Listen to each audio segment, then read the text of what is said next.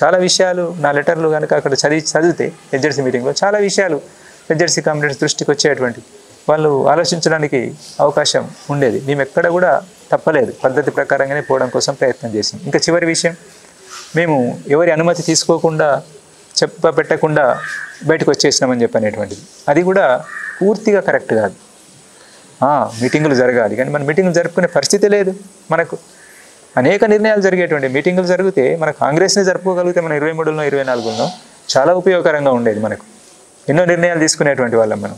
ఈ విషయాలు తెలియనటువంటి వాళ్ళు ఏదో మాట్లాడుతున్నారు, వాళ్ళ గ్యాప్ ఉన్నటువంటి వాళ్ళు. కానీ మనకు తెలుసు, మన సీసీ కామ్రేడ్స్ అందరికీ తెలుసు మనం చాలా నిర్ణయాలు తీసుకునేటువంటి వాళ్ళం అని చెప్పనేటువంటిది. అయితే మేము ఎదురు చూసినాం, చెప్పినాము, కామ్రేడ్ సోనుతో కూడా మాట్లాడినాము. మీరు కలుసుకోవాలి, పీబీ మెంబర్స్ కలుసుకోవాలి, మనం సీసీ కామ్రేడ్స్ అందరం కలుసుకొని మాట్లాడుకోవాలి ఒకసారి. ఈ ప్రక్రియ తీసుకుంటున్నాం అనేటువంటిది తెలియాలి. ఆ తర్వాత ఎవరు వింటారు వినరు ఏం చేద్దాం అనేటువంటి నెక్స్ట్. కానీ ఒకటి ఇది పద్ధతి, ఈ పద్ధతి మనం పాటిద్దాం అనేటువంటి ప్రయత్నాన్ని సెప్టెంబర్ 13 రోజు వరకు కామ్రేడ్ దన్నుతో పాటు వస్తారనేటువంటి చూసినాం. కామ్రేడ్ దన్ను వచ్చి వెనక వస్తున్నారు అని చెప్పనేటువంటి చెప్తే దానికోసం కూడా వెయిట్ చేసినాం. ఆ తర్వాత ఇక రారు అనేటువంటిది అర్థమైన తర్వాత అప్పుడు లేట్ అయ్యేదాన్ని చూసి అప్పటికే జరిగిపోతున్న నష్టాలు ఈ అభిప్రాయంతో ఏకీభవిస్తూ ఉన్నటువంటి కామ్రేడ్ రాహుల్ వాళ్ళు, ఆ తర్వాత కామ్రేడ్ మన విజయ్ లోకేష్లు అమరులు కావడం అని చెప్పనేటువంటిది ఇంకా కొనసాగుతున్నటువంటి వరుస నష్టాల దృష్టిలో పెట్టుకొని ఇంకా మనం లేట్ చేయడం ఏ రకంగా కూడా సరైనటువంటిది కాదు అని చెప్పని ఈ స్టేట్మెంట్ను మనం విడుదల చేయాలి అనేటువంటిది అనుకొని దేనికైనా సిద్ధపడదాం, నష్టాలకు సిద్ధపడదాం. ఆ మేరకు బదనాం అవుతాం అనేటువంటి తెలుసు. దాని గురించి మీరు ఎన్నైనా మాట్లాడచ్చు. ఇప్పుడు మేము స్వీకరించడం కోసం సిద్ధమే, ఒక అనివార్యత.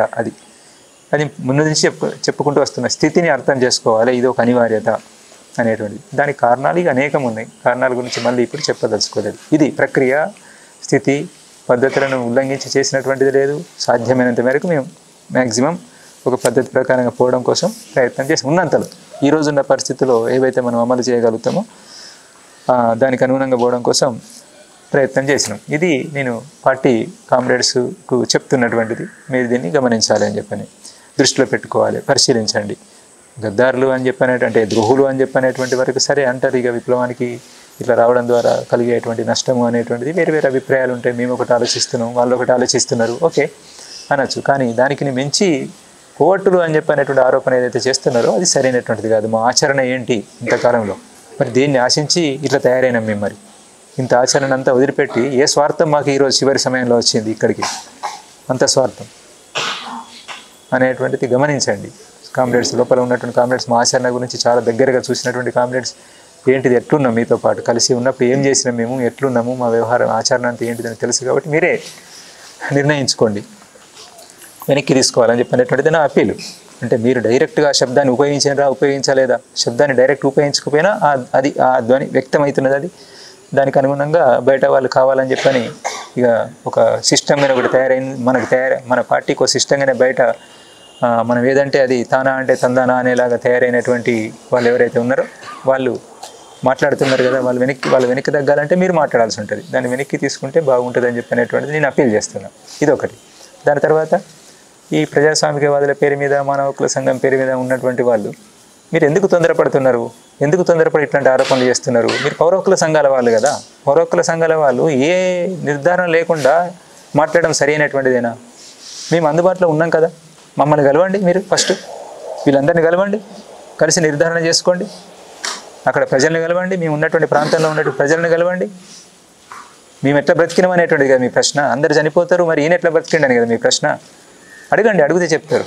ఈయన ఎట్లా బ్రతికిండని చెప్పనేటువంటిది, ఎవరు బ్రతికించుకున్నారు అనేటువంటిది, ఏ ప్రమాదాలకి వెళ్ళి బయటపడ్డాడు అనేటువంటిది వాళ్ళే చెప్తారు మీకు. అందరు కూడా ఈ అందరు కామ్రేడ్స్ గురించి కూడా చెప్తారు. మీరు ఒక ప్రక్రియను తీసుకోండి. మీరు తొందరపడి మాట్లాడకండి. గడ్డం లక్ష్మణ్ గారు, మీరు తొందరపడి మాట్లాడకండి.